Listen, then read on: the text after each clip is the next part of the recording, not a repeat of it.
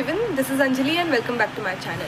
In today's video we are going to talk about certificate courses, and in previous video we have discussed what are workshops, what are types of workshops, and which workshop you should go for and which workshop you should take a step back.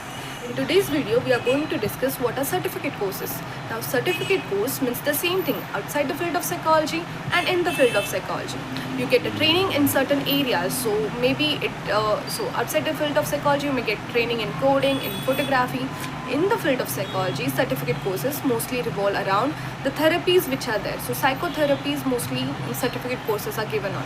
So maybe CBT, REBT, SFBT, DBT, reality therapy, queer affirmative therapy, all of these different types of therapies are there on which certificate courses have been provided. Now who offers such certificate courses? So colleges, institutions, organizations or learning platforms like Swayam or Coursera can offer you such certificate courses.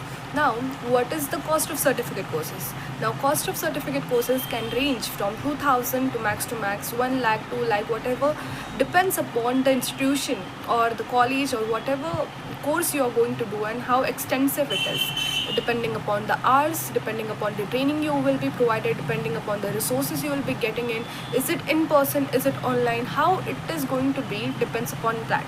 So bare minimum 2000 rupees is the cost for a certificate course. In Coursera you can apply for financial aid and you can get a lot of discounts sort of thing. Now that we know what our courses are and what types of courses are there in the field of psychology, who offers them and how much they are going to cost us, let's discuss which courses we should go for and which courses we should say a no to. So along with therapy courses or psychotherapy courses, there are courses which are on the basis of branches in psychology course. So you will see a course in clinical psychology, a course in counseling psychology, a course in some other branch of psychology. This course does not guarantee you to be a practitioner. So after doing 3 months course in clinical psychology, it doesn't certify you as a clinical psychologist. So there is a different eligibility criteria, different degrees you have to get into so that to call yourself a clinical psychologist.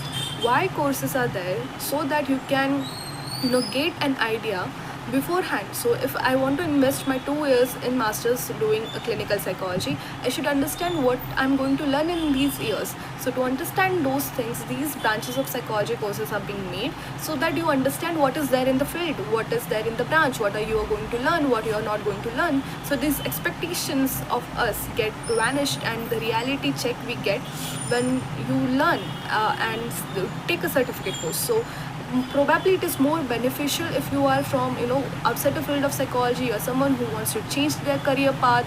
You have done your engineering or something else and now you want to shift to psychology.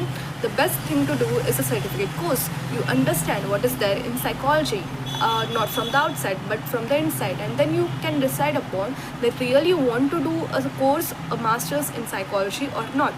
So as of now we have discussed 2 types of courses. One is related to clinical assessment and psychotherapies, and the one is related to branches of psychology.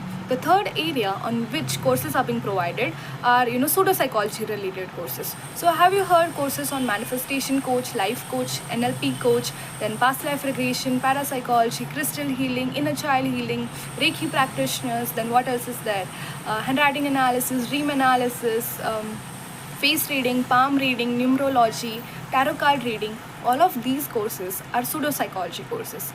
Exceptions are hypnotherapy, NLP, graphology, drawing and doodle analysis, dream analysis also. Why am I saying is that because if you're doing an hypnotherapy course under a psychologist who is well qualified, then it is a proper psychology course.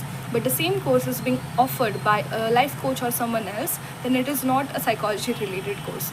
Similarly, graphology can be helpful for identifying aggression in the kid or adult when through their handwriting, but whole personality depiction through handwriting is something doubtful and yet debatable topic. Similarly, dream analysis, if you are following psychoanalytical approach, then probably dream analysis is your therapy way and finding out patterns in behavior, so that can be included in psychology. But others for that matter are not related to psychology a lot.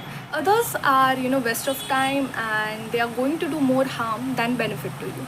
So see, if someone is going to see a Reiki practitioner or tarot card reader in your CV or your resume, it is going to have a really bad impression. It says that you don't believe in scientific evidence and all of those things, and you are behind superstitions. Then let's talk about this accreditation scam going in the field of psychology. So have you heard, organizations selling their course under the name of like, we are accredited with this and this organization, and we are registered under this and this organization, and our certificate value has increased due to this. So let me tell you that it does not matter a lot. So you will be seeing organizations saying that we are registered under ISO or MSME. They will say that they are accredited with ICPM or IAOTH, that is International Association of Therapists.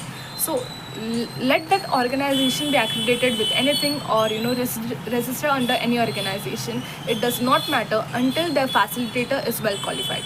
See, it is very important, even though they are not registered under anything, they are not accredited with anything. If the facilitator is really well qualified and all of those things are there, then I think the course is worth it. If the facilitator is not well qualified, the facilitator don't know how to teach, then don't take the course. That's very simple. Look at their workshops, look at their content, and then only decide if you want to do a particular course or not.